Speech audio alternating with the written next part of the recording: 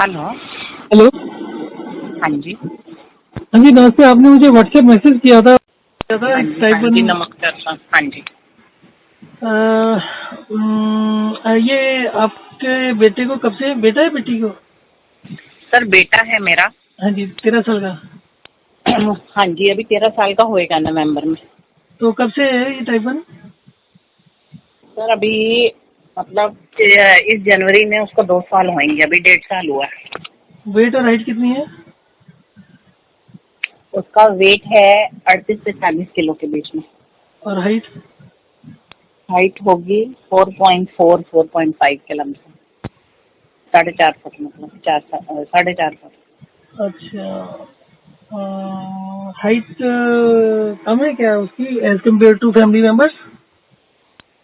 नहीं नहीं, ठीक है। मतलब अब जैसे मेरे कंधे तक आता है, तो अभी तो 13 साल का है। ठीक है।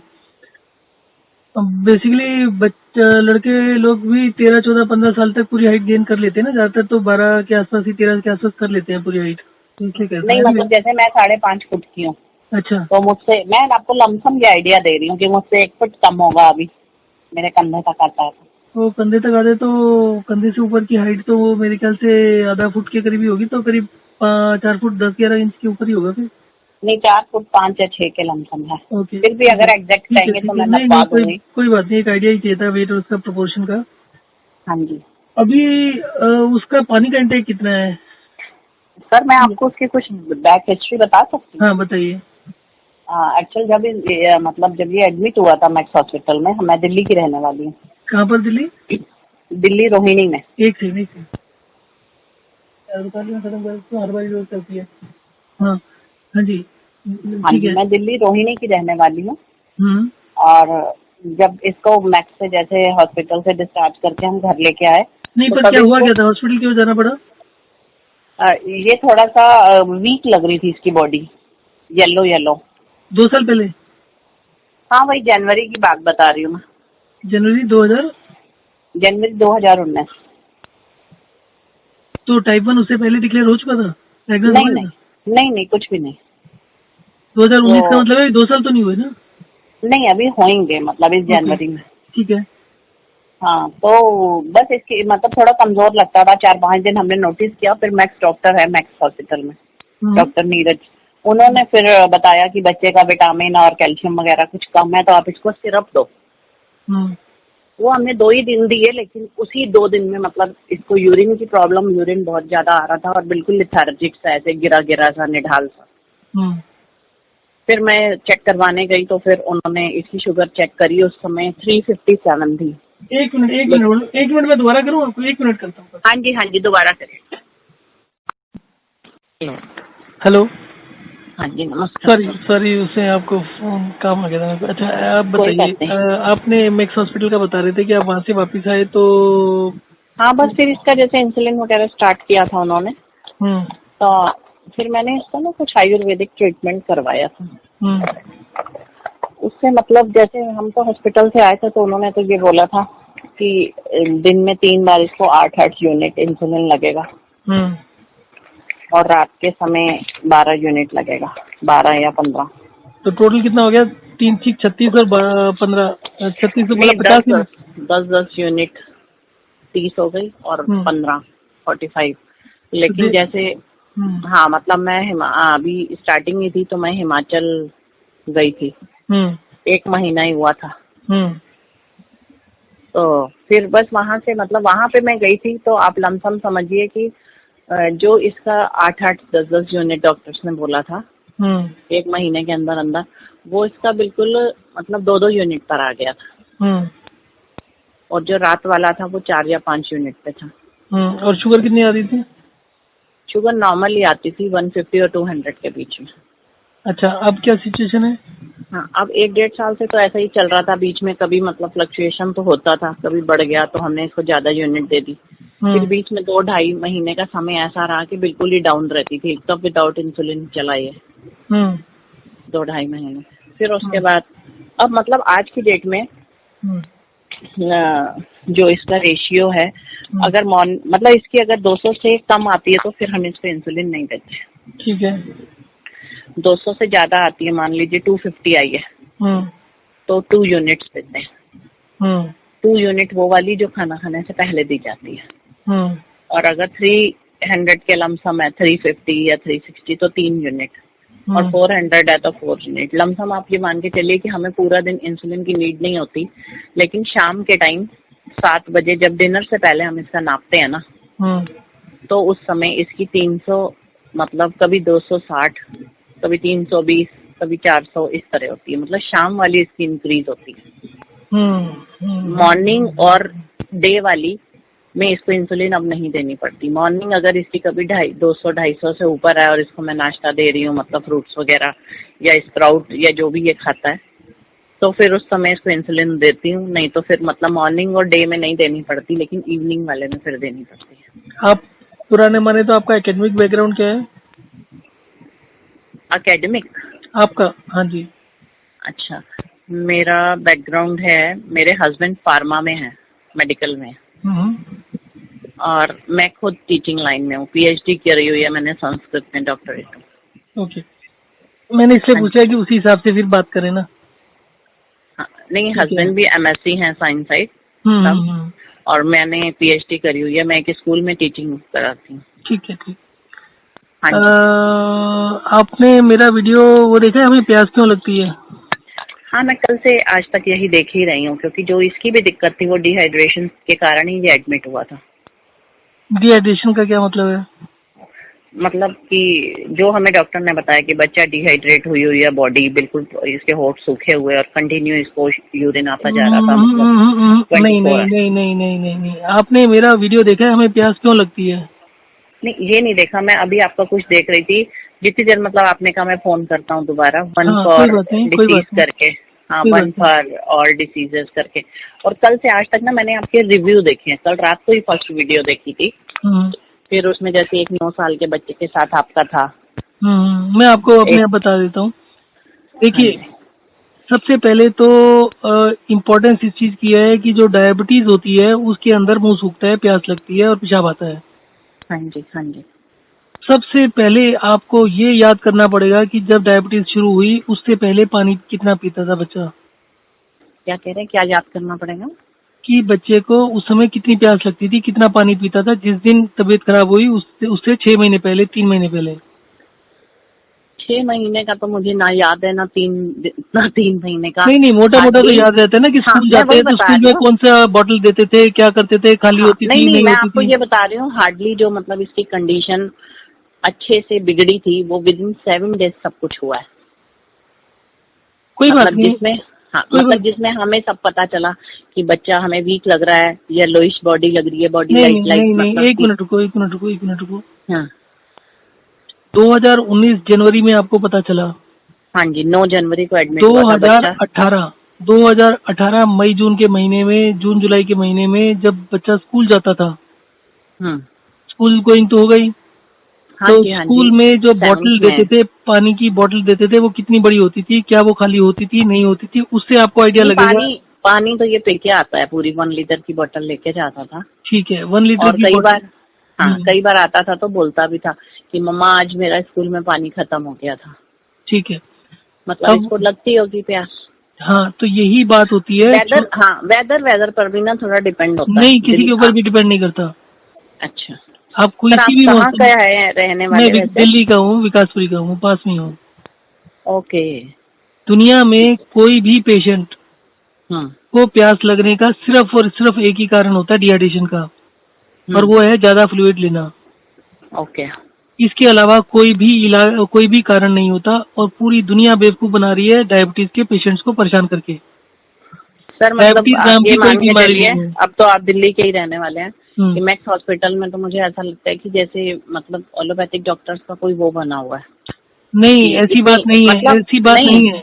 आप ये मानो कि अगर नहीं, जैसे मेरे बच्चों का तो मैं बड़े ये जिसकी बात कर रही हूँ, अगर 38 शुगर आई है, 38 शुगर, उसमें मतलब डॉक्टर क्या बोल रहा था, चॉकलेट खिलाओ, जूस दो, और फिर इसको 4 यूनिट लगा दो और खाना दे दो। तो ये क्या मतलब है कि मैं इसको पहले चॉकलेटें खिला दूंगा? ये सारी मतलब वो सिर्फ अपना इंसुलिन वो कर रहे हैं। ये सारे एक्सपेरिमेंट कर रहे होते हैं, ठीक है। अब आपके लिए सबसे इम्पोर्टेंट चीज है ये समझना हमें प्यास क्यों लगती है। तो उसका एक वीडियो है, वो मैं आपको शेयर कर दूंगा।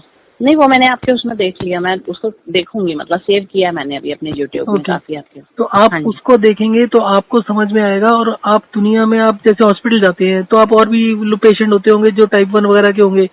आप किसी की हिस्ट्री उठा के पूछ लो, किसी के पेरेंट्स से पूछोगे, उनको कुछ नहीं पता कि बच्चा कितना पानी पीता था पहले, साल भर पहले कितना पी रहा था।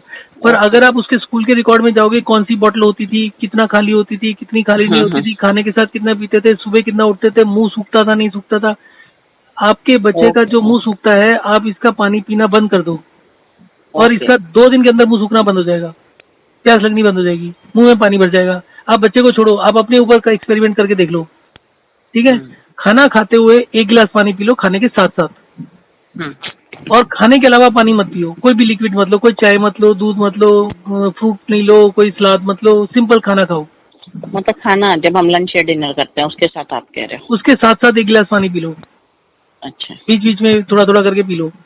तो उसके 48 घंटे के बाद आपका मुंह सूखना बंद हो जाएगा, आपके मुंह में पानी पानी आ जाएगा। ओके। जब किसी का मुंह सूख रहा होता है, कोई भी आदमी उठा लो, जो भी 5 लीटर से ऊपर पानी पीता है, उसका मुंह हर 2 घंटे में सूखेगा, उससे बात करनी भी मुश्किल होगी, वो पानी के बिना बात ही नहीं कर पाएगा। आप कोर्ट चले जाओ, बहुत से जजेस होते हैं, उनके गिलास पड़ा रहता है, वो पीते रहते हैं, उनका गिलास खाली होगा दूसरा भर जाएगा, उनका मुंह सूखता ही रहेगा। और जो जज कभी नहीं पीते, वो पूरा दिन बोल बोल के, मतलब पूरा दिन बोलते रहेंगे, उनका मुंह नहीं सूखता। इसी तरीके से एक ट्यूटर था आज से 2-3 साल पहले, तो उसका भी समस्या थी, उसको याद नहीं, एसिडिटी की प्रॉब्लम थी शायद। तो हमारा सजेशन तो हर बीमारी का जो कारण होता है वो होता है ज्यादा पानी पीना, चाहे वो हार्ट की बीमारी हो, चाहे वो डायबिटीज हो, चाहे वो ब्लड प्रेशर हो, चाहे वो स्ट्रोक हो, कोई भी बीमारी हो, चाहे वो कॉन्स्टिपेशन हो, चाहे किसी के बाल झड़ रहे हो, हर चीज का आज की डेट में 90% जो कारण है वो ज्यादा पानी पीना है। 5-10% लोग ऐसे हैं जो पानी कम पीते हैं, पर ज्यादातर लोग वो हैं जो पानी ज्यादा पीते हैं।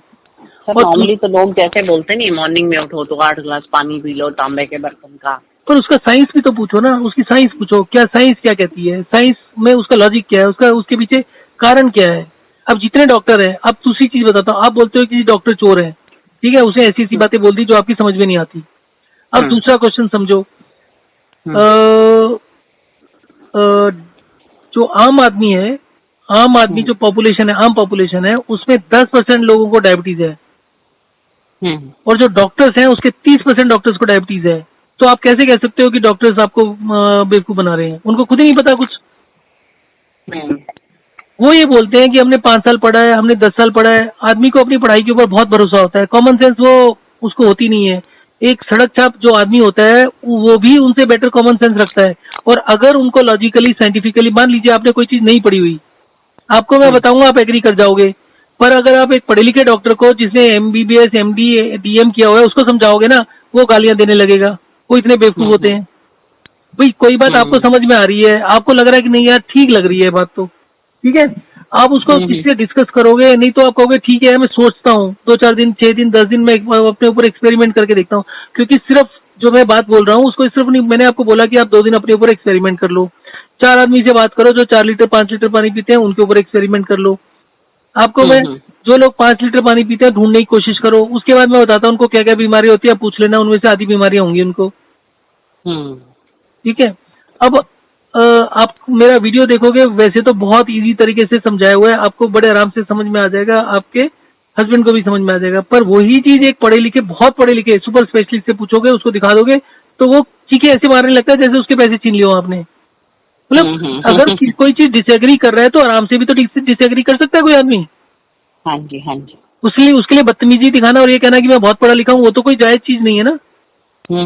दुनिया में बहुत बड़ी बड़ी गलतियां होती हैं। आज की डेट में एक सिंपल सा क्वेश्चन है कि एक आदमी को पेशाब आ रहा है, तो उसका सीधा कनेक्शन किससे होगा? पानी से। अगर आपको दोबारा उतना पेशाब ज्यादा नहीं आ रहा, आप अपना पानी बढ़ा के देख लो, 6 लीटर पीना शुरू करो, देखो पेशाब आता है कि नहीं आता। उसके लिए आपको MBBS करने की जरूरत है, उसके लिए दवाइयों की नॉलेज होनी चाहिए, उसके लिए आपको क्या पता होना चाहिए? सिंपल सी बात है, ज्यादा पानी पियोगे ज्यादा पेशाब आएगा। तो अगर किसी बच्चे को ज्यादा पेशाब आ रहा है तो ज्यादा पानी पी रहा है, पानी बंद करो, पेशाब भी बंद, डायबिटीज भी बंद, सब कुछ ठीक हो जाता है। अब आप उसको हिमाचल ले गए, हिमाचल जाने में वहाँ पर टेम्परेचर का फर्क पड़ता है। हाँ, वहाँ तो 30% तो वहाँ का वेदर का ही इम्पैक्ट है। हाँ, तो वहाँ पर पानी कम हो गया, ठीक हो गया। अगर आप दिल्ली में रहते तो नहीं ठीक होते। और दूसरा वहां पर चलना फिरना हो गया होगा, थोड़ा सा चढ़ाई चुड़ी होगी, थोड़ा सा और चीजें चेंज होगी, हो सकता है उस समय क्या कहते हैं बच्चे को फ्रीडम ज्यादा मिला हो, खेला कूदा ज्यादा, चला फिरा ज्यादा, उसकी वजह से ठीक हो गया।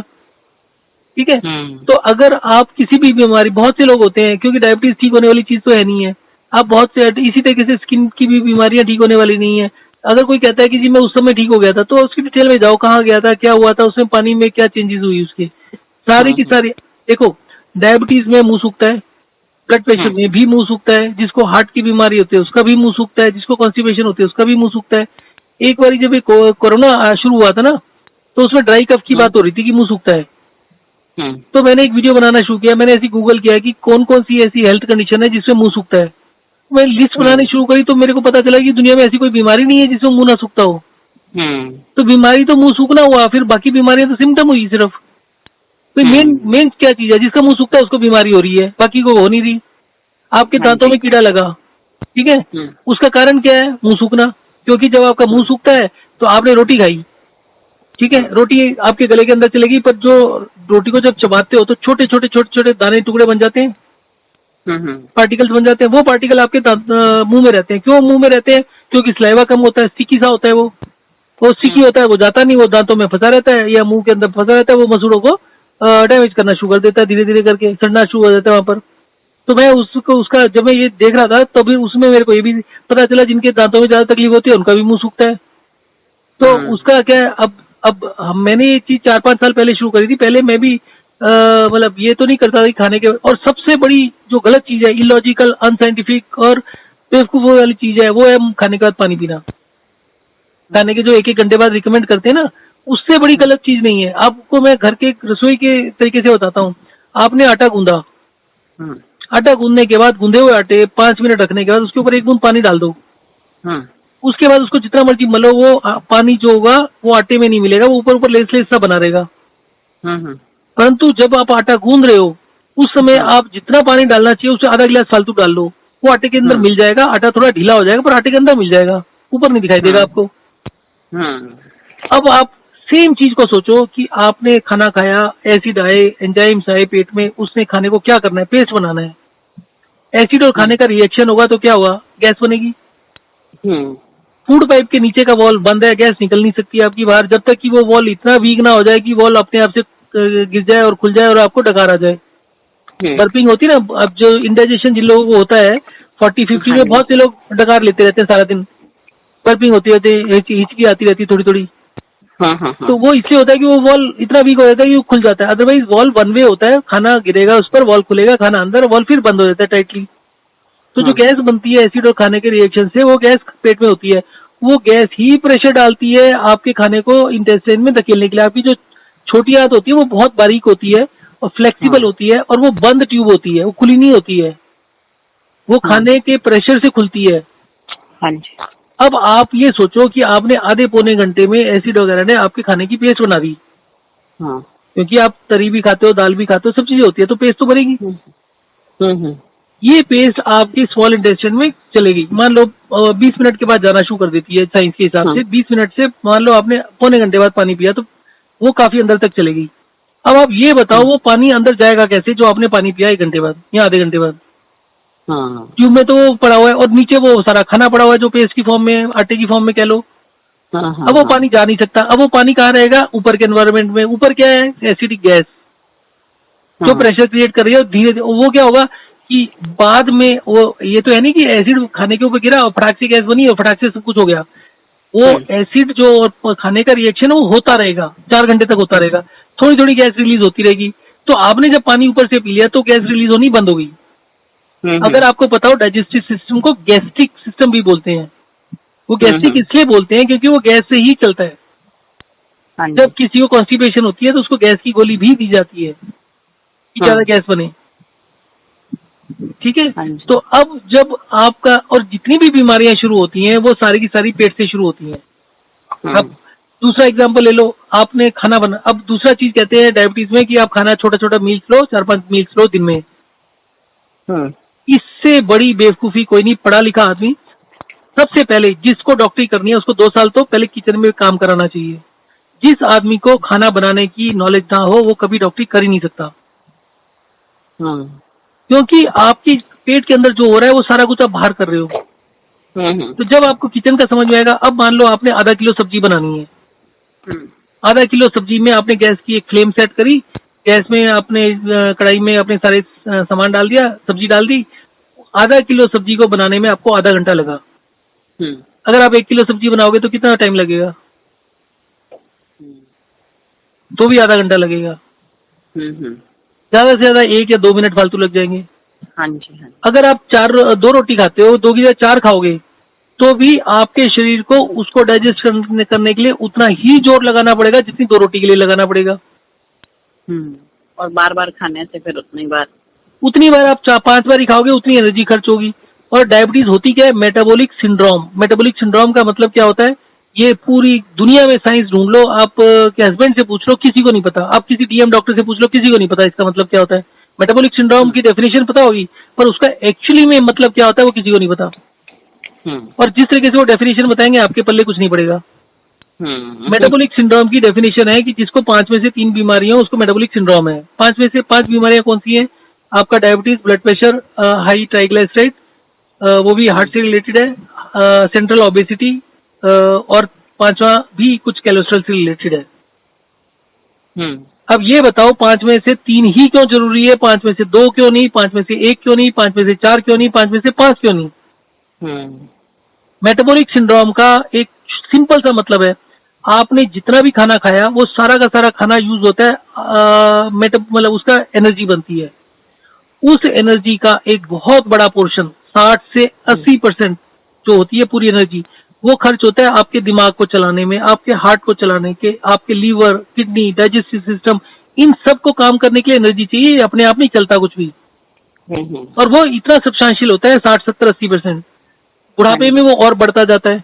तो अगर एक बच्चे का मेटाबॉलिक सिंड्रोम का मतलब ये हो गया, डायबिटीज का मतलब ये हो गया कि उसके बॉडी में खाने से जो एनर्जी बन रही है वो इतनी नहीं है कि उसके दिमाग के लिए, उसके डाइजेस्टिव सिस्टम के लिए, उसके लीवर और किडनी के लिए सफिशिएंट हो। इस वजह से डायबिटीज वगैरह होती है, इसलिए उसको मेटाबॉलिक सिंड्रोम बोलते हैं।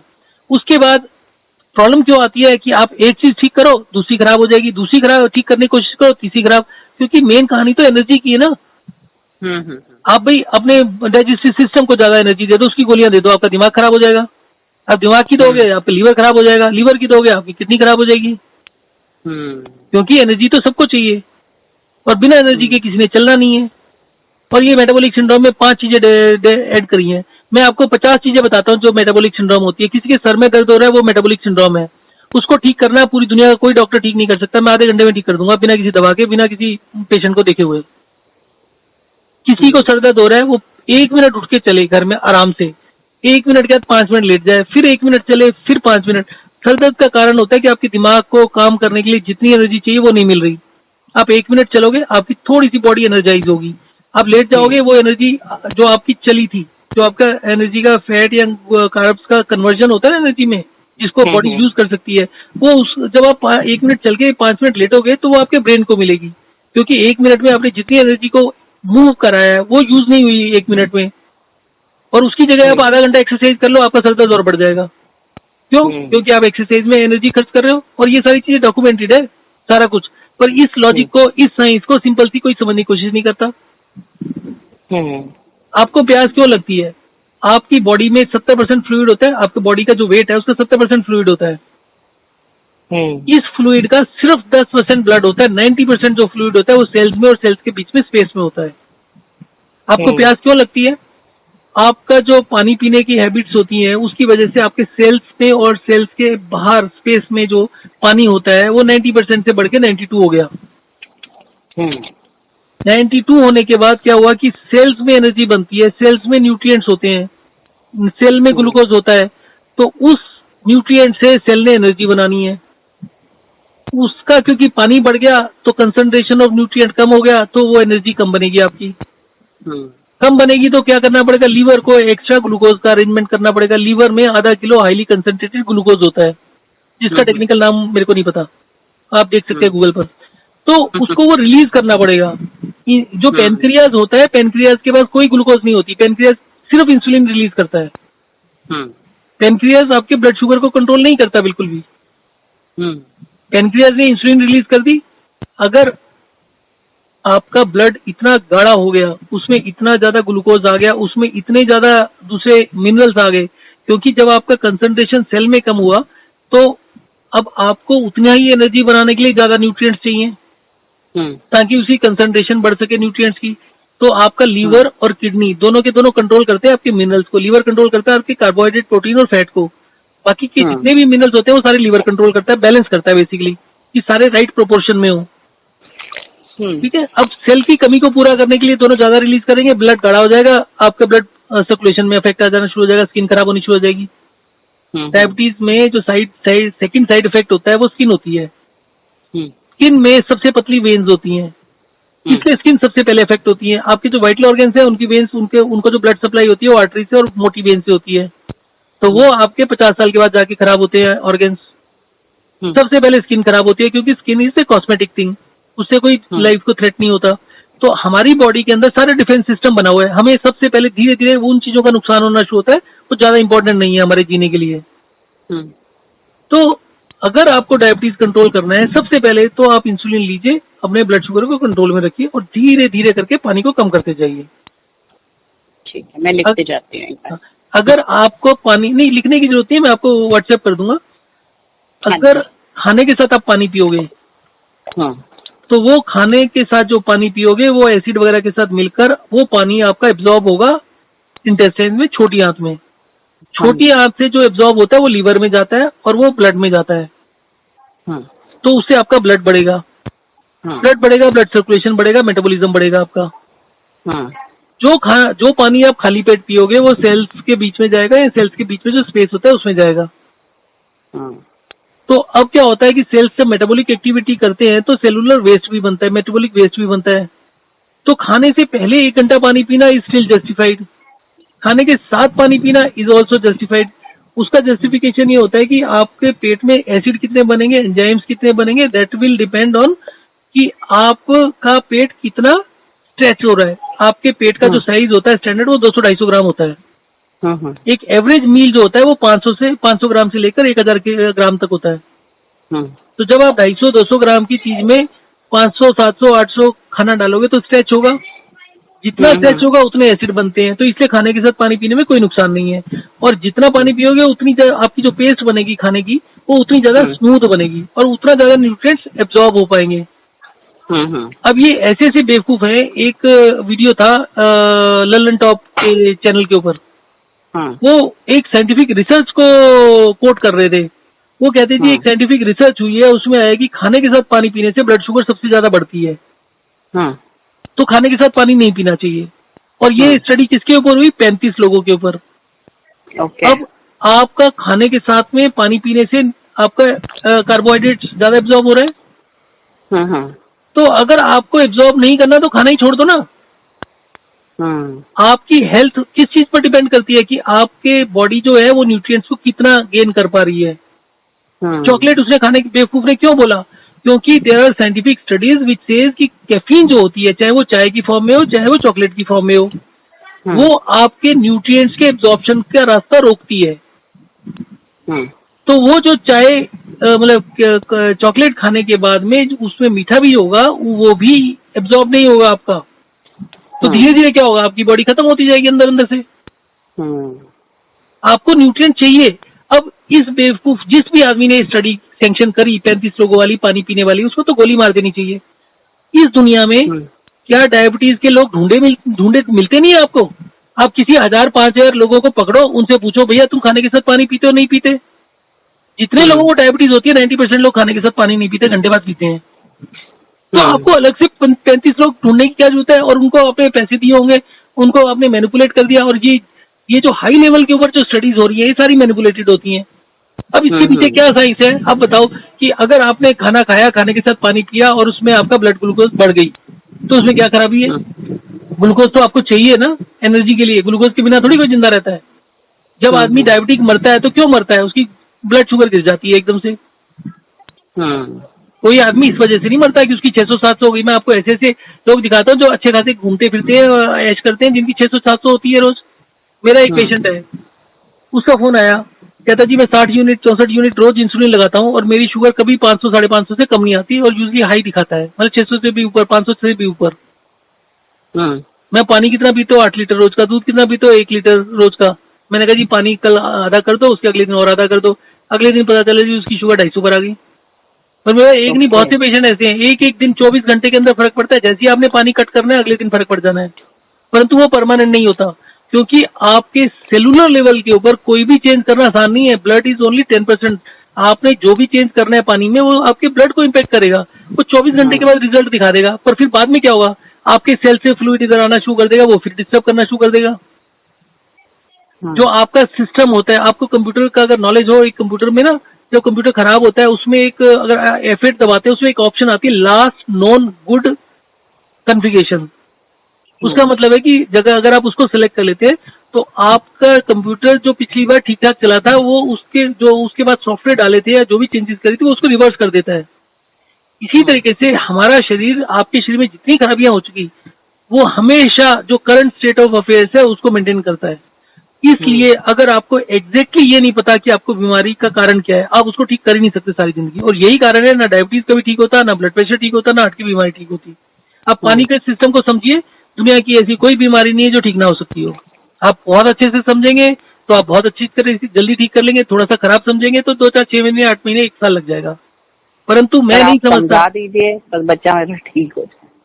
देखिए जी, आपका जो चांसेस हैं जिससे कि आप बता रहे हो बहुत अच्छे हैं, क्योंकि आपकी एक बार इंसुलिन कम हो चुकी है और अभी भी आप ऐसे लगा रहे हो। आप इंसुलिन को कंटिन्यू करो, इंसुलिन बंद मत करो, क्योंकि जब आप नहीं करते, क्योंकि जब नहीं आप सुनिए जब आपकी शुगर डाउन होती है 200 150 पर भी आती है तो भी 2 4 यूनिट दो।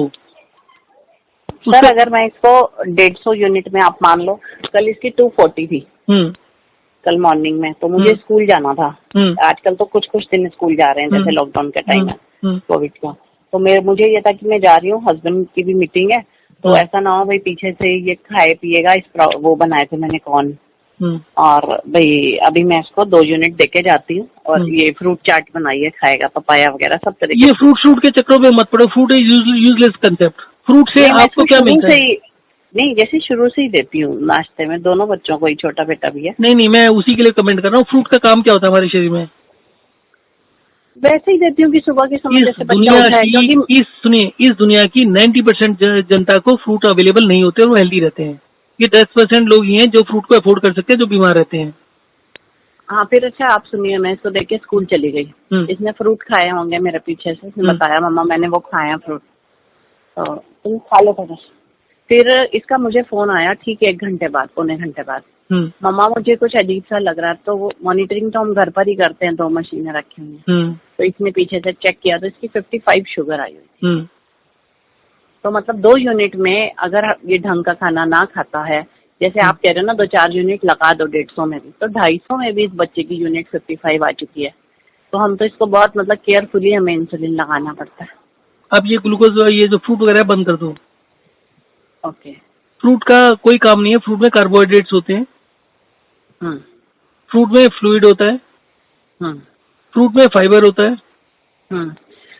पूरे दिन के अंदर एक हेल्दी आदमी को, एडल्ट को 30 ग्राम फाइबर चाहिए होता है। आप कभी गूगल करके देखना side effect of excess fibre.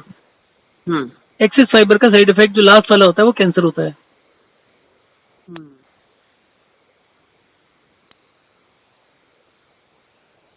अभी किसी ने मुझे सजेस्ट किया था मिलेट्स होते हैं, सब बकवास चीजें हैं। मिलेट्स के पीछे साइंस क्या है? कोई साइंस नहीं है, कोई लॉजिक नहीं है। देखो सबसे पहली चीज तो ये बताओ कि 90% पॉपुलेशन वीट खाती है, उसको कोई तकलीफ नहीं है, तो ये 10% को ही तकलीफ क्यों होती है? आप सारा का सारा साइंस तो वहां खत्म होती है ना कि भाई एक आदमी बोलता है मिलेट खाओ, इसमें ये चीज है, ये चीज है, ये चीज है। किसी को हार्ट की प्रॉब्लम हो रही है, वो लहसुन खा लो जी एक, ठीक है, उससे आपका ब्लड जो थिकनेस है वो कम हो जाएगी। मैं ब्लड थिकनेस को बिना किसी मेडिसिन के एकदम से ठीक कर देता हूँ 2-3 महीने में। क्यों? क्योंकि जो मैंने आपको बताया है कि जो ज्यादा पानी पिएगा उसको जो लीवर और किडनी है वो ज्यादा मिनरल्स को और ज्यादा न्यूट्रिएंट्स को रिलीज करेंगे, ब्लड गाढ़ा होगा। अब पानी कम कर दो ब्लड पतला हो जाएगा, जबकि लोग ब्लड को पतला करने के लिए ज्यादा पानी पीते हैं, वो ब्लड और गाढ़ा होता रहता है। उनकी ब्लड थिकनेस पहले 75 चलती है, फिर 150 हो जाती है, फिर 2 टाइम हो जाती है। ब्लड थिनर से किसी आदमी का ब्लड पतला हुआ आज तक? ब्लड थिनर के ऊपर देख लो, ब्लड थिनर के वार्निंग क्या होती है? डॉक्टर से बिना पूछे बंद मत करो, और आप बंद करके देख लो, अगले दिन तबीयत खराब हो जाएगी। क्योंकि वो एक केमिकल वे होता है ब्लड को पतला करने के लिए, उसमें एसिड होते हैं, वो ब्लड को ठीक कर देता है, पर पतला कर देता है, और या फिर उसको मूवेबल बना देता है थोड़ा सा। परंतु ब्लड जो नेचुरल तरीके से पतला होना है, जो नेचुरल कारण है, वो ज्यादा पानी पीना है, ज्यादा फ्लूइड इनटेक है। And that fluid intake will include fruits also. Fruits में विटामिन होते हैं, फ्रूट में मिनरल्स होते हैं, they are good for the body. I am not saying कि खराब है, हफ्ते में 1 दिन दो, 2 दिन दो, दैट्स इनफ। क्योंकि देखो, आप गेहूं सारा साल मिलती है, आम कितने दिन मिलते हैं? 15 दिन। कोई भी वैरायटी देख लो, 15 दिन, 10 दिन से ज्यादा नहीं होते। अगर आप नेचुरल देखो, 100% नेचुरल देखो, हफ्ता भी नहीं आती, हफ्ते के बाद सड़े हुए मिलने शुरू हो जाते हैं, उनकी लाइफ बहुत कम होती है।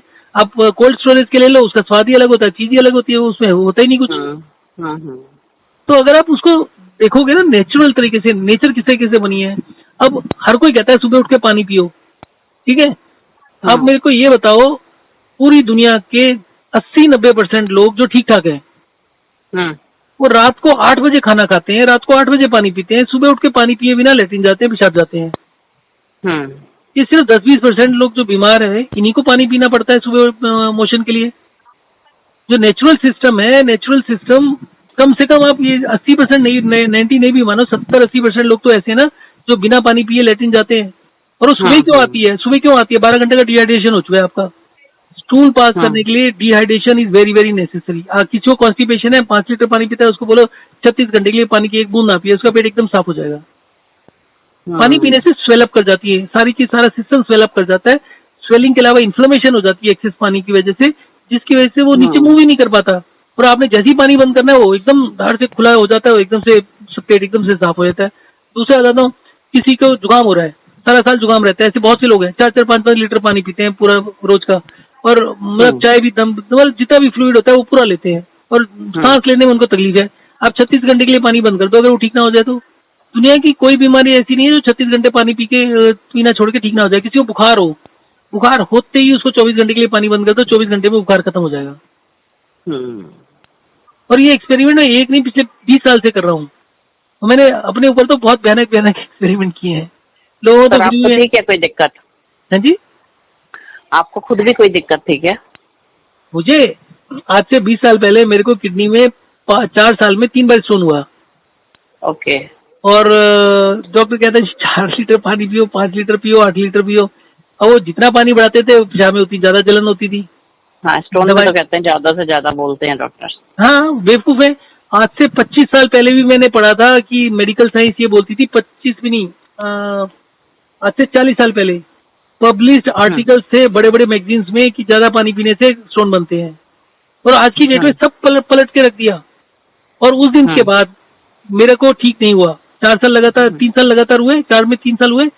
आज की डेट में मेरा ऐसा रिकॉर्ड है, मैं 3-3, 4-4 दिन पानी की 1 बूंद नहीं पी, फ्रूट बिल्कुल नहीं लिया, सलाद बिल्कुल नहीं ली, प्लेन रोटी। और प्यास नहीं लगती आपको? मैं बताता रहा हूँ प्यास लगना क्यों प्यास लगती है। अगर आप वो समझ लोगे तो आप जितना मर्जी पानी को कंट्रोल कर सकते हो। आपको प्यास नहीं लगेगी, आपको मुंह सूखता ही नहीं है। अब इस बात को समझो। बेसिकली तो आप जो वीडियो कह रहे हैं वो देखो, प्यास में मैं उसमें वीडियो में वैसे वही है जो मैं समझाने की कोशिश कर रहा हूँ। सेल में पानी ज्यादा है तो आपका जो किडनी और लीवर है वो ज्यादा न्यूट्रिएंट्स रिलीज कर देते हैं। ज्यादा न्यूट्रिएंट्स रिलीज करने से आपका ब्लड मोटा हो जाता है। वो अंदर से फिर फीलिंग में आता है कि हमें पीना पानी। हाँ, आपकी ब्लड वॉल्यूम कम हो जाती है ना भाई। आपका अगर न्यूट्रिएंट ज्यादा छोड़ा है तो फ्लूइड भी तो ज्यादा जाएगा। सेल के अंदर अकेला न्यूट्रिएंट थोड़ी चला जाएगा, फ्लूइड साथ में जाता है सेल के, तो सेल में और ज्यादा फ्लूइड जाएगा और धीरे धीरे करके ब्लड आपका कम हो जाएगा। जो ब्लड शुगर के लास्ट स्टेज के पेशेंट होते हैं, जब एज हो जाती है, जब प्रॉब्लम्स हो जाती हैं, बढ़ जाती हैं कॉम्प्लिकेशंस, तब उसको ब्लड भी दिया जाता है। ब्लड प्रेशर के पेशेंट्स को भी दिया जाता है। आपको मैं और चीजें टेक्निकली दूसरे तरीके से बताता हूँ। आदमियों में इरेक्टाइल डिसफंक्शन होता है। किसको होता है? जिसको डायबिटीज होती है, जिसको ब्लड प्रेशर होता है, जिसको हार्ट की बीमारी होती है। क्यों होता है? क्योंकि ब्लड सर्कुलेशन पूरा नहीं होता। ब्लड सर्कुलेशन पूरा क्यों नहीं होता? क्योंकि ब्लड ही नहीं होता। ब्लड की वॉल्यूम कम हो जाती है। और आप खाने के साथ पानी पीना शुरू करो, 4 दिन में ठीक हो जाता है सब। सर मैं बात करवाती हूँ इसको भी। हाँ जी, बच्चे को करवाऊंगी आज से ये सब। हाँ, तो मैं आपको ये बताने की कोशिश कर रहा हूँ, आप पानी के ये जो फ्लक्चुएशंस होते हैं बहुत भयानक है। ये जो आप बोल रहे हो अचानक से 55 हो जाना, ये सब बहुत भयानक है। आप सिर्फ फ्लूइड को कंट्रोल करो, फ्लक्चुएशन होना बंद हो जाएंगे। फिर आपका अगर 150 भी आए तो आपने 2 यूनिट दिया, वो एकदम से 55 पर नहीं आना चाहिए। वो गड़बड़ है बहुत ज्यादा। चलिए मैं आपको व्हाट्सएप करता हूँ and you can stay in touch. और आपके हस्बैंड से अगर डिस्कस करना हो तो you can also discuss and then I can explain. और ये आज की डेट में अगर बच्चों का जो पीने का बॉटल खत्म कर दिया जाए ना, तो डायबिटीज नाम की बीमारी खत्म हो जाएगी। सर अब आप मेरे को एक दो चीजें बताएंगे। जैसे मैंने एक वीडियो में अभी आपका आज सुबह सुन रही थी, जिसमें था चाय चाय चाय के लिए आप कह रहे थे कि आप उसको चाय पिलाइए। ये चाय क्या कोई प्रॉपर कोई थी या नॉर्मल आप चाय की बात कर रहे थे? उन्होंने बाद में आपसे ये भी पूछा। मैंने अभी आपको बोला चाय में कैफीन होती है, चॉकलेट में भी कैफीन होती है। जो डायबिटीज होती है अल्टीमेटली जो सबसे जो कंट्रोलिंग फैक्टर होता है वो 2-3 चीजें होती हैं। एक मेटाबॉलिज्म होता है, एक इन्फ्लेमेशन होती है और एक डिहाइड्रेशन होता है। ये तीनों चीजें हमारी हेल्थ के लिए सबसे ज्यादा इंपॉर्टेंट है और तीनों चीजें मेडिकल साइंस में डिफाइंड नहीं है। अब आते हैं इन्फ्लेमेशन पर। कोई भी बीमारी के पीछे इन्फ्लेमेशन जरूर होती है। इन्फ्लेमेशन का मतलब है कि आपके अंदर मतलब जो ऑर्गन्स हैं उसमें स्वेलिंग है और वो ठीक से काम नहीं कर रहे। ठीक है, अब कोई कहता है कि जी मेरे से खाना नहीं खाया जा रहा, खाना नीचे नहीं जा रहा, तो इसका मतलब उसके इंटेस्टाइन में स्वेलिंग है। चाय जो होती है उसमें क्या खराबी होती है कि वो न्यूट्रिएंट के एब्जॉर्प्शन को बंद कर देती है। उसके अलावा वो इन्फ्लेमेशन को खत्म कर देती है। न्यूट्रिएंट के एब्जॉर्प्शन को कैसे बंद करती है? वो ब्लॉक कर देती है। वो जो उसको कहते हैं ना, छोटे छोटे वो होते हैं जिससे कि एब्जॉर्ब होते हैं। मतलब आप ये सोच लो कि एक प्रोजेक्शन से होते हैं हमारे इंटेस्टाइन्स में जो कि न्यूट्रिएंट्स को एब्जॉर्ब करते हैं। तो जो कैफीन होती है वो उसको ब्लॉक कर देती है। तो उससे क्या होता है कि वो इन्फ्लेमेशन जो स्वेलिंग है वो कम हो जाती है और वो जो हमारे न्यूट्रिएंट से एब्जॉर्ब होना होता है वो भी कम हो जाता है। तो in the long run T is not good. But किसी का, अब जैसे मैंने 2-3 जो लोगों को बोला था, 3-4 लोगों को, उनके साथ प्रॉब्लम क्या हो रही थी कि उनसे खाना नीचे नहीं जा रहा था। कोई कहता है मुझे भूख नहीं लगती सारा दिन, तो चाय पी लो, चाय से इन्फ्लेमेशन खत्म हो जाएगी तो खाना नीचे आराम से जाने लगेगा। एसिडिटी के कुछ पेशेंट्स थे जिनको बोला था। तो मिल्क वगैरह लेना चाहिए? नहीं, मिल्क का कोई काम ही नहीं, मिल्क एब्जॉर्ब ही नहीं होता 7-8 साल के बाद, 6-7 साल के बाद में मिल्क। नॉनवेज खाता है बच्चा मेरा? हाँ, खाए कभी, कोई दिक्कत नहीं है। उसका डाइजेशन थोड़ा सा और इम्प्रूव हो जाए। कई बना हुआ मतलब हम देते हैं। देखिए सबसे इम्पोर्टेंट होता है आप कुछ भी खाओ, जब तक वो डाइजेस्ट हो रहा है किसी चीज की दिक्कत नहीं है। डायबिटीज का मतलब है कि आपका डाइजेशन खत्म हो गया। तो अवॉइड करो to some extent in the beginning. जैसे जैसे सेहत बनती जाए ये चीजें होती रहे। मतलब नॉनवेज खाने से डायबिटीज नहीं होती, पर डायबिटीज है तो नॉनवेज पचता कम है, तो इसलिए ज्यादा मत दो। जो चीज नहीं पचेगी वो इन्फ्लेमेशन पैदा करेगी। जो चीज आपका शरीर नहीं हैंडल कर पाएगा, आपको इसका सिंपल सा एग्जांपल लो। आप अपने हथेली के उल्टे साइड पर तेल लगाओ, आपको अच्छा लगेगा और हो सकता है स्किन में भी थोड़ा सा ठंडक पर लगे आपको। परंतु आप उसको लेकर, उसी तेल को लेकर आधा घंटा 1 घंटा रगड़ते रहो, क्या हो जाएगा? लाल हो जाएगी। चाहे जितना मर्जी अच्छा तेल हो, चाहे जितना मर्जी प्यार से आराम से आप उसको चलाओ, तो भी वो हो जाएगी। तो हर इसी तरीके से खाने का है, खाना चाहे जितना मर्जी अच्छा हो। नॉनवेज में बहुत सारी क्वालिटीज होती है नॉनवेज में, पर वो अगर डाइजेस्ट नहीं होगा वो भी इन्फ्लेमेशन पैदा करेगा, वो भी रगड़ पैदा करेगा, वो भी स्वेलिंग पैदा करेगा। अगर वो डाइजेस्ट नहीं हो रहा, अगर हमारे शरीर उसके अकॉर्डिंग नहीं बना हुआ। तो इसलिए कम दो, हफ्ते 10 दिन में, 15 दिन में 1-8 बार दो, एक ही मील में दो। और धीरे धीरे करके जैसे जैसे आपको सिम्टम मिलता रहे कि डाइजेशन अच्छा हो रहा है, स्टूल भी आप चेक कर सकते हो कि स्टूल फर्म है कि नहीं है, एकदम लूज स्टूल तो नहीं आ रहा, डिब्रीज तो नहीं आ रही उसमें, अच्छे से पेस्ट के फॉर्म में आ रहा है। जितना स्मूथ और वो होगा उसका मतलब उतना डाइजेशन अच्छा है। एक बार डाइजेशन अच्छा हो। हाँ जी, एक तो ये खाने का समझ गई मैं, एक पानी के लिए कि पानी रोटी के साथ ही पिए बच्चा। हाँ, उसके अलावा कम से कम। हाँ जी, कम से कम नहीं, उसके अलावा बंद ही कर दो। उसके अलावा प्यास लगती है तो खाना खाने से 1 घंटा 2 घंटा पहले। और कभी कभी कुछ मेन प्रिकॉशनरी जैसे नहीं, और कुछ खास प्रिकॉशन नहीं। ओनली थिंग इज कि थोड़ा सा ये ध्यान रहे कि बच्चे को ये पूछ रहे स्टूल कैसा है आज, मतलब, और 1-2 बार देखते भी रहो। अगर रोज ही देख पाओ तो और भी अच्छा है। तो आप उस स्टूल की फॉर्म से अंदाजा लगा सकते हो कि वो खाना पचा है या नहीं पचा। और अगर वो जैसे इसको कई बार ऐसा होता था कि दिन में जैसे 3-4 बार स्टूल आ गया, बिल्कुल एक पतला सा, तो नहीं पच रहा। अभी किससे बात हो रही थी या मेरी बात नहीं हुई पूरी, उससे किसने बताया था? कोई था जो, हाँ अभी मेरे बात हुई थी किसी से कॉन्स्टिपेशन के बारे में। 7-8 लीटर रोज का पानी का इंटेक है, आईबीएस की प्रॉब्लम है, कॉन्स्टिपेशन की प्रॉब्लम है, और पानी की तरीके से मतलब स्टूल कह लो या पानी की तरीके से निकलता है दिन में कई बारी, पर स्टूल नहीं आता।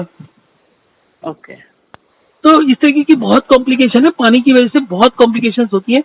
पानी सबसे बड़ा इन्फ्लेमेशन पैदा करता है। अगर आप ठीक लोगे तो एकदम ठीक है, और इसलिए, और सबसे बड़ी बात क्या है कि दुनिया का कोई भी डॉक्टर या मैं भी नहीं बता सकता कि कितना पानी ठीक है कितना गलत है। हाँ जी, नहीं वो तो अपना मतलब रेशियो से पता चलेगा कि जैसे किसी से नहीं मॉनिटरिंग पता चल करेंगे। सकता, कुछ भी करो नहीं पता चल सकता आपको। नहीं, जैसे मैं कह रही हूँ कि आज मान लो इसने जो पिया 2 दिन 4 दिन में, फिर हम इसको मॉनिटर करते हैं शुगर। नहीं, उससे नहीं पता चलता आपको।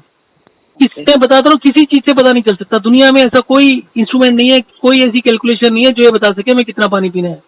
आपके पास एक ही ऑप्शन है कि आप, क्योंकि आप अगर ज्यादा पानी पीते हो तो एक दिन में 24 घंटे में तो कोई आफत नहीं आने वाली।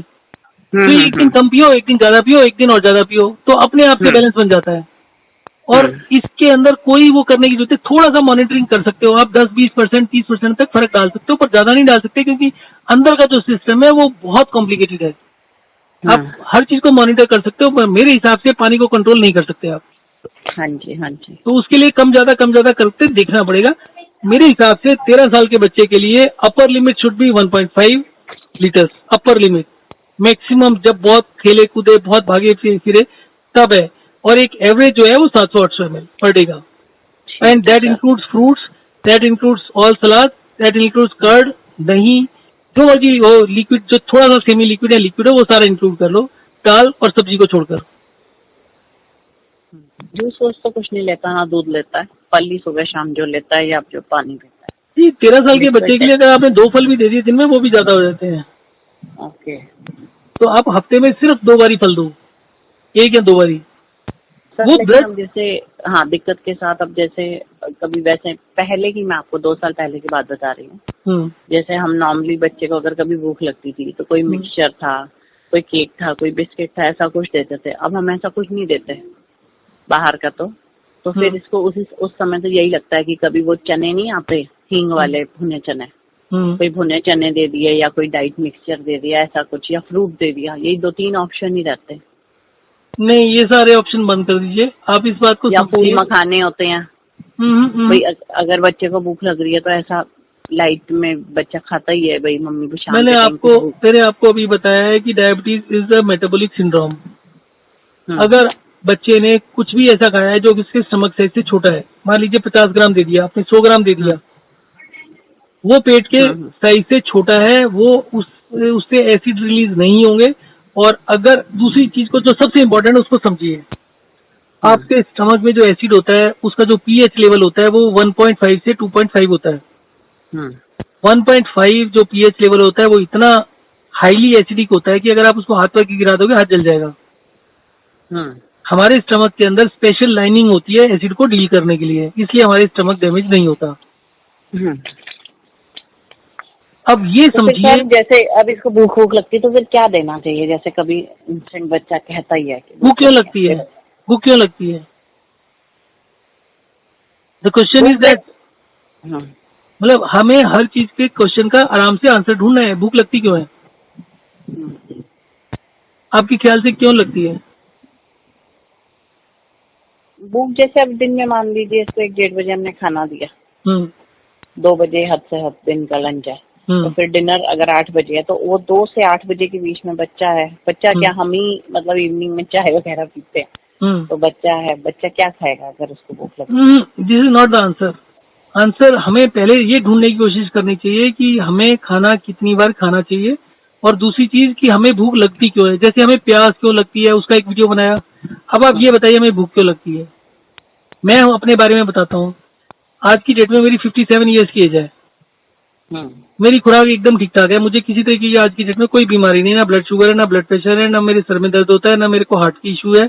मैं अभी भी 20-22 साल के लोगों के साथ खेल लेता हूँ। मेरे को रनिंग में कोई दिक्कत नहीं है, मेरे को फास्ट स्पीड पर भागने में कोई दिक्कत नहीं, मतलब किसी भी तरह का कोई भी प्रॉब्लम नहीं है मेरे को आज की डेट में। और पहले मेरे को सब तरीके की प्रॉब्लम हो गई थी, हड्डियों की तो बहुत सीरियस प्रॉब्लम हो गई थी। ठीक है, क्लिनिक वगैरह भी है क्या आपका? नहीं, कुछ नहीं, मैं फोन पर ही बात करता हूँ। ओके। तो बेसिकली क्या है कि मैं क्या पॉइंट करने लगा था, हमें भूख लगती क्यों है। मैंने अभी आपको बताया कि जो आपका खाना है, खाने से जो एनर्जी बनती है, उस एनर्जी का एक बहुत बड़ा पोर्शन जो होता है वो आपके वाइटल ऑर्गन्स को चलाने के लिए चाहिए होता है। अगर आपके वाइटल ऑर्गन्स को सफिशिएंट एनर्जी नहीं मिले तो आप जिंदा नहीं रह सकते। ठीक है, हमें भूख इसलिए लगती है क्योंकि हमारे वाइटल ऑर्गन्स को उस पॉइंट के ऊपर एनर्जी नहीं मिल रही। ठीक है, अब आप दूसरी कॉम्प्लिकेशन को समझिए जो मैं अभी बताने की कोशिश कर रहा था। आपने खाना खाया 2 बजे, आपका जो डाइजेस्टिव ट्रैक है उसके ऊपर एक हेल्दी आदमी के खाने के ट्रेवल करने का जो टाइम है वो है 4.5 से 5 घंटे। बीमार आदमी का नहीं, हेल्दी आदमी का, जिसको किसी तरह की कोई तकलीफ नहीं है। अब ये समझिए कि जो हमारे पेट में एसिड आता है वो कहाँ से आता है? खाने में से आता है। खाना इतना एसिडिक नहीं होता। खाने का पीएच लेवल देख लो, कोई सारे के सारे खाना ये आपका 5 से लेकर 8 या 9 पीएच के होंगे, तो उस सबको मिलाकर आप 1.5 का एसिड नहीं बना सकते। जब बच्चा पैदा होता है तो धीरे धीरे ग्रो करता है, तो उस ग्रोथ के पीरियड के अंदर जो खाना खाता है उस खाने से कुछ एसिड बॉडी एब्जॉर्ब करती रहती है और रिजर्व में डालती रहती है, और वो जैसे जैसे बड़ा होता जाता है वो एसिड बढ़ता जाता है। ये सारा एसिड जो आपने खाना खाया, ये खाने के साथ मिलकर उसके साथ इंटेस्टाइन्स में जाता है, और वो 5 घंटे की जब साइकिल पूरा करता है तो सारा का सारा एसिड रीएब्जॉर्ब हो जाता है और अगले खाने के लिए अवेलेबल हो जाता है। अब आपने 3 घंटे बाद खा लिया, उसको पचेगा कैसे? एसिड तो वापिस आया नहीं, वो पचेगा नहीं, और आपकी मेन प्रॉब्लम है इंडाइजेशन, आपकी मेन प्रॉब्लम है मेटाबॉलिक सिंड्रोम, वो बढ़ती रहेगी। तो अगर आप बीच बीच में खाते रहोगे तो वो प्रॉब्लम है। आप उसका एग्जांपल वो वाला ले लो ना कि आपने 1 किलो सब्जी बनानी है, आपने कढ़ाई रखी, कढ़ाई में 100 ग्राम सब्जी डाल दी, फिर 15 मिनट बाद 200 ग्राम डाल दी, फिर आपने आधे घंटे बाद 100 ग्राम डाल दी या 200 ग्राम डाल दी। तो ऐसे करके सब्जी थोड़ी बनेगी, सारी एक साथ डालोगे, एक साथ बनेगी और एक साथ उतारोगे। मतलब एक टाइमिंग रख लें कि जैसे बच्चे को 3 बारी खाना खिलाना है, और किसी डॉक्टर की बात मत मानो, छोटे मील्स और ये सब फ्रीक्वेंट मील्स, बीच में कुछ नहीं देना। बच्चे को भूख लगेगी तो 2 घंटे बाद ज्यादा खिलाओ। नंबर 2, अगर उसके वाइटल ऑर्गन्स को एनर्जी नहीं मिल रही है और उसको भूख लग रही है तो उसका एनर्जी को अवेलेबल कराना बहुत जरूरी है, नहीं तो वाइटल ऑर्गन्स वीक होना शुरू हो जाएंगे। वो एनर्जी कैसे मिलेगी? वॉक एंड रेस्ट करने का सिस्टम होता है। 5 मिनट चले बच्चा घर में और 5 मिनट के 5 मिनट लेट जाए, या 3 मिनट चले 5 मिनट लेट जाए, जो भी उसको कंफर्टेबल हो। ज्यादा नहीं चलना चाहता तो 3 मिनट चल के 5 मिनट लेट जाए। उसमें क्या होता है, जब बच्चा चलता है तो उसको एनर्जी ज्यादा चाहिए होती है शरीर को। वो एनर्जी कहाँ से आती है? वो सेल्स में जो एक्सेस पानी होता है वो रिलीज कर देता है। जब वो पानी रिलीज होगा तो concentration of nutrient will go up. वो सेल उतने ही न्यूट्रिएंट से जो पहले से था ज्यादा एनर्जी प्रोड्यूस करेंगे। और जब आप थोड़ा सा चल के रुक जाओगे, लेट जाओगे, तो वो एनर्जी जो है वो आपके जो वाइटल ऑर्गन्स की जो कमी हो रही थी उसको पूरा कर देंगी। इसको आप 2 या 3 दिन करना पड़ता है, कोई लंबा चौड़ा टाइम नहीं लगता। धीरे धीरे करके आपकी एनर्जी जो होती है वाइटल ऑर्गन की सफिशिएंट होने लगती है, और जिस दिन सफिशिएंट हो गई उस दिन भूख लगनी बंद, फिर बॉडी रिजर्व क्रिएट करने लगती है। फिर वो बेसिकली क्या होता है कि आपकी बॉडी एक नेगेटिव साइकिल में चल रही है। आज आपकी बॉडी 200 एनर्जी मतलब 2000 कैलोरी प्रोड्यूस कर रही है, कल 1900 करेगी, परसों 1800 करेगी। वो नेगेटिव साइकिल होती है। मैं 100 कह रहा हूँ, वो 1-2 कैलोरी भी कम करती रहे तो भी 200, 300, 400 दिनों के अंदर हालत खराब हो जाएगी। सो बेसिकली हमें उस नेगेटिव साइकिल को पॉजिटिव में कन्वर्ट करना है, और जिस दिन पॉजिटिव में कन्वर्ट होगी वो बेशक 1-1 कैलोरी है, मतलब आधा % भी एक दिन में इम्प्रूव किया तो भी आपका 200 दिन में पूरा हो गया। तो सिर्फ आपको ऑब्जर्व करना है धीरे से कि उसमें पॉजिटिव चीजें हो रही हैं, नेगेटिव चीजें हो रही हैं। पॉजिटिव का साइन होता है कि स्टूल कैसा आ रहा है, नींद कैसी आ रही है, भूख कैसी लग रही है, वेदर ही कैन मतलब एक मील के बाद दूसरे मील में 5 से 6 घंटे का डिफरेंस उसको टॉलरेट होता है नहीं होता। ये सारी चीजें इंडिकेट करेंगी कि वो पॉजिटिव है नेगेटिव है, और धीरे धीरे उसको वॉक एंड रेस्ट से कंट्रोल करवाइए। या फिर कभी छोटा सा शुगर दे दीजिए, शहद दे दीजिए। कार्बोहाइड्रेट जो होते हैं, जो ये शुगर वगैरह टाइप के होते हैं ना, ग्लूकोज वगैरह, ये बॉडी में इमीडिएट एनर्जी देते हैं। इसको डाइजेस्ट करने के लिए एसिड नहीं चाहिए होता, तो जिन भी चीजों के लिए एसिड नहीं चाहिए होता वो चीजें यूज करो उस पीरियड में। ठीक है। डायबिटीज में शुगर ऊपर जाने से इतनी डैमेज नहीं होती है, वो भी टेम्परेरी तौर पर जाए तो कोई दिक्कत नहीं है। 2-4 साल में मतलब इतनी जल्दी जैसे होता है ना कि 500 चलेगी, तो ऐसे 1-2 बारी चला जाए, 2-4 महीने जाए तो कुछ नहीं होता। जैसे मैंने आपको बताया, वो डायबिटीज के जो पेशेंट थे जिनका 600 से ऊपर रहता था, वो भी 8-9 लीटर पानी और फ्लूइड लेने के बाद दुखी थे, उसके बाद जैसे 2 लीटर पर आए ठीक हो गए। उसके बाद वो फोन नहीं उठाते, वो और बात है, बट पता नहीं ये लोग, ये मेरे को आज तक समझ नहीं आया लोग फोन क्यों नहीं उठाते। अब उन्होंने 3-4 वीडियो उनके डले हैं और 3-4 वीडियो का इतना असर था कि उनकी इंसुलिन 64 यूनिट 62 यूनिट जो लेते थे वहां से कम हो गई, करीब 30 पर आ गई थी। तो उनका 9,000 रुपये महीने का खर्चा था इंसुलिन का, कम से कम वो 4-5 हजार रुपये महीना तो वही बच गया उनका। उसके बाद उन्होंने ऐसे अगर हमारे बच्चे की लाइफ में ऐसा हो जाए कि इंसुलिन रुक जाए, हम तो मतलब कभी जिस भी बंदे के थ्रू होगा कभी हम उसके थैंकफुल, मतलब ऐसा है ही नहीं कि नहीं, थैंकफुल से ज्यादा इम्पोर्टेंट है कि आप अकेले नहीं हो जो परेशान हो। दुनिया में आपके जैसे करोड़ों लोग हैं, तो उन करोड़ों का भी तो भला होना चाहिए। आपकी ड्यूटी बनती है कि आप दूसरों को भी बताओ। अब वो बंदा मेरे से बात, अगर वो बताता कि भाई मेरे को प्रॉब्लम है, हम उसको और ठीक करने की कोशिश करते। भाई हमारा भी लर्निंग प्रोसेस है। आज की डेट में देयर इज ए पेशेंट जो 10 साल का बच्चा है, उसका 7 महीने हुआ था उसको इंसुलिन पर आए हुए, और उसका भी 30 यूनिट के करीब इंसुलिन चल रहा था, और आज मेरे ख्याल से 10 यूनिट से नीचे आ चुका है, अभी 20 दिन हुए हैं। और उसका शुगर भी पहले, हाँ, और 20 दिन में उसका शुगर लेवल भी पहले 250 से ऊपर रहता था, वो कभी 100 आ रहा है, कभी 150 आ रहा है, और इतना लो नहीं जा रहा। अभी मैंने अपने बेटे का तो आपको बताया है कि पूरे दिन में आप समझ लीजिए मतलब 3 या 4 यूनिट हमें। It is not important, important चीज वो है फ्लक्चुएशन कितनी हो रही है। जैसे आपने बताया कल 55 आ गया था, नहीं आना चाहिए था, 4 यूनिट भी लगे। इसका मतलब है कुछ मेटाबॉलिक दिक्कतें हैं, वो इतना नीचे नहीं जाना चाहिए। उसका जो लोएस्ट है 84 आया है। जब आप पानी को तेजी से चेंज करते हैं तो होता है, धीरे धीरे करके चेंज करिए। अभी हफ्ते का टाइम दीजिए, आप चेंज करिए। खाने से पहले और खाने के साथ वाला पानी को शुरू करिए, और बाद वाला पानी कम से कम कर दीजिए, और उसमें भी आप धीरे धीरे करके करिए, ताकि एकदम से, नहीं तो एकदम से ब्लड शुगर ड्रॉप कर जाता है पानी को चेंज करते ही। उसके बाद आप ये देखिए कि हमेशा 100 से ऊपर ही रहना चाहिए, 100, 150, 200 के बीच में रहना चाहिए, और धीरे धीरे करके इंसुलिन को स्टेबलाइज करिए। ये मत करिए कि रात को दें सुबह नहीं दीजिए। कोशिश ये रही कि वो शुगर बढ़े ही ना। अगर आपको पता है शाम को बढ़ती है तो दोपहर को दे ही दो। शुगर को मत बढ़ने दो, क्योंकि शुगर बढ़ेगी ब्लड सर्कुलेशन अफेक्ट होगा। अगर ब्लड सर्कुलेशन अफेक्ट होगा तो मेटाबॉलिक सिंड्रोम, एनर्जी नहीं बनेगी, क्योंकि ग्लूकोज जाएगा तभी एनर्जी बनेगी। और अगर वो ज्यादा हो गई शुगर तो ग्लूकोज नहीं जाएगी सेल में। ब्लड में शुगर बढ़ने का मतलब है कि सेल शुगर नहीं लेना बंद कर दिया आप। ठीक है। तो अगर आपने उसको इस तरीके से कंट्रोल कर लिया ना कि आपको पता है शाम को बढ़ती है, तो उस शाम से पहले के खाने में उसको इंसुलिन जरूर दो। ठीक है, ठीक है, ठीक है।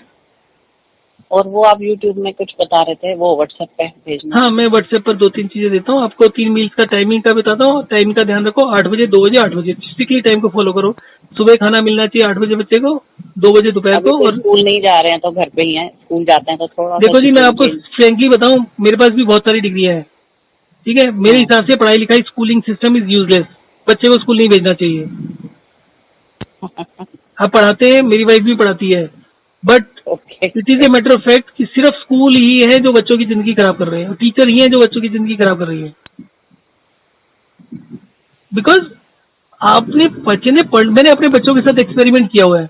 मेरे बच्चे जो 60% मार्क्स नहीं आते थे, हमने उनको स्कूल से बिल्कुल डिटैच कर दिया। कि हमने बोला लास्ट बेंच पे बैठो, टीचर कुछ कहे तो मेरे को बुला लेना, टीचर को बोल दो कि हमने नहीं पढ़ना आपसे सोशलाइज करने के लिए जाओ, आराम से ऐश करो, और जितना पढ़ना है घर आके पढ़ा करो। कोई ट्यूशन नहीं, कुछ नहीं, किताब उठाओ, अपने आप पढ़ना शुरू करो। 60% वाला बच्चा 1 साल के अंदर 96% पर पहुंच जाता है। और किसी चीज की, बड़े हैं वो? मेरी डॉटर अभी 24 की है, उसने 12th में 96.5 आए उसके। और उससे पहले का रिकॉर्ड देख लो, पहली क्लास से लेकर 11वीं क्लास का रिकॉर्ड देख लो आप। और 12th में उसको बताया, शुरू में उसने भी बड़ा हल्ला किया, मुझे ट्यूशन लगा दो, कोचिंग लगा दो। कोई कोचिंग वोचिंग नहीं लगाई। हमारा फार्मूला एक था, अगर तुमने कोई चैप्टर नहीं पढ़ा और वो स्कूल में टीचर ने पढ़ाना है, स्कूल मत जाओ, उस दिन छुट्टी कर लो, घर बैठ के पढ़ो। जब पढ़ लो उसके बाद जाओ, सारी चीजें एडवांस में पढ़ी होनी चाहिए।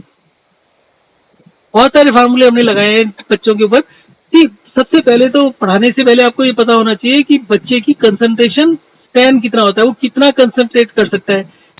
एक एडल्ट आदमी जो बहुत एकेडमिकली अच्छा हो, 40 मिनट से ज्यादा कंसंट्रेट नहीं कर सकता 24 घंटे के अंदर। जब हम बच्चे को 6 घंटे क्लास में बिठाते हैं और 40-40 मिनट बाद पीरियड चेंज होते हैं, तो वो बच्चा पागल के अलावा कुछ नहीं बनता। उसको मेंटल डिसऑर्डर्स होते हैं, जिसकी वजह से नंबर आते हैं, सिजोफ्रेनिया टाइप से होता है ना, फोटो दिमाग में छप जाती है। They gather the information, they store the information in their brain, but they are not capable of using that information. उसको वो जिंदगी में यूज नहीं कर सकते हैं। मैं आपको ऐसे बहुत से एकेडमिकली एकदम टॉप क्लास लोग दिखा देता हूँ जो decision making is extremely poor. अब ये जो मेरा है, मेरा फील्ड नहीं है, मैं चार्टर्ड अकाउंटेंट हूँ, कंपनी सेक्रेटरी हूँ, लॉ ग्रेजुएट हूँ, मेरी लाइन से इसका कोई लेना देना नहीं है। मुझे प्रॉब्लम हुई, मैंने अपने आप एनालाइज करना शुरू किया, धीरे धीरे आज की डेट में जो बोला है, अगर आप 6 महीने बात करोगे आधी चीजें मैं बदल दूंगा। डेली लाइफ में हम सीखते हैं, और मैं कभी ये नहीं समझता कि मैंने बहुत कुछ सीख लिया। कोई आदमी बोल के जाएगा, मेरे को लगा कि इसने कुछ डिफरेंट बोल दिया, मैं उसको 6 महीने सोचूंगा। और लोग क्या करते हैं, जरा से किसी ने डिफरेंट बोल दिया उसकी तरफ शक्ल नहीं करेंगे, उसके घर की तरफ नहीं मुड़ जाएंगे कभी। हमारी आदत दूसरी होती है कि भाई किसी ने कुछ बोला है तो मतलब ठीक है, गलत होगा, पर सोचो तो सही, उसने बोला है तो क्यों बोला। ठीक है सर, बहुत अच्छा लगा आपसे बात करके। थैंक्स। तो आप भी फीडबैक देते रहिएगा, और मेरे को फीडबैक मिलेगा तो मैं अपना यूट्यूब में डालूंगा, तो कुछ ना कुछ किसी ना किसी का तो भला होगा। मैं आपको व्हाट्सएप पर भी करूंगी 1-2 दिन का जो भी होता है। हाँ जी, आप इंसुलिन वगैरह का और कितना पानी का इंटेक है ना, और कितना फ्रूट वगैरह दे रहे हैं, उसको थोड़ा सा करते रहिए शेयर। तो लेट अस सी, होपफुली मेरे हिसाब से तो कंडीशन ठीक ठाक ही है, हो सकता है 2-3 महीने में बंद हो जाए इंसुलिन।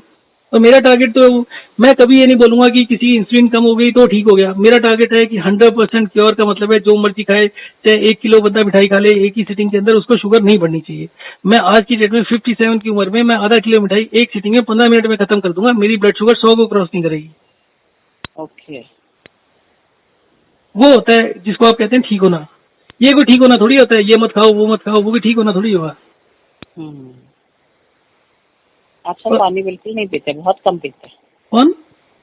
आप पानी बहुत कम पीते? नहीं, ऐसा कुछ नहीं है, ऐसा कुछ नहीं है। मैंने आपको बताया कि पानी को कम ज्यादा करना होता है। हमारा टारगेट है मेरी हाइट के हिसाब से 5-6, तो हफ्ते में एक दिन 3 लीटर पानी पीना जरूरी है।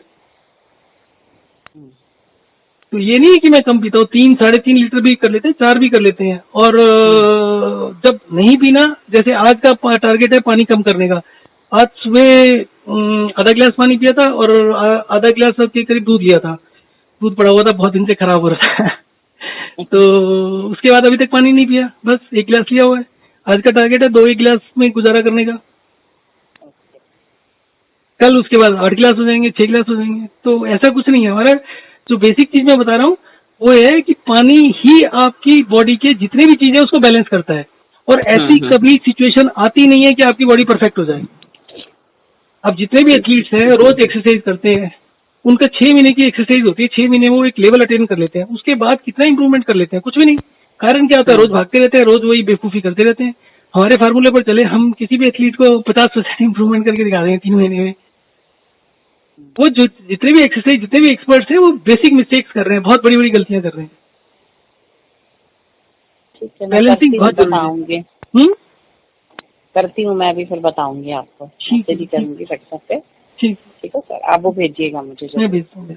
Thank you sir.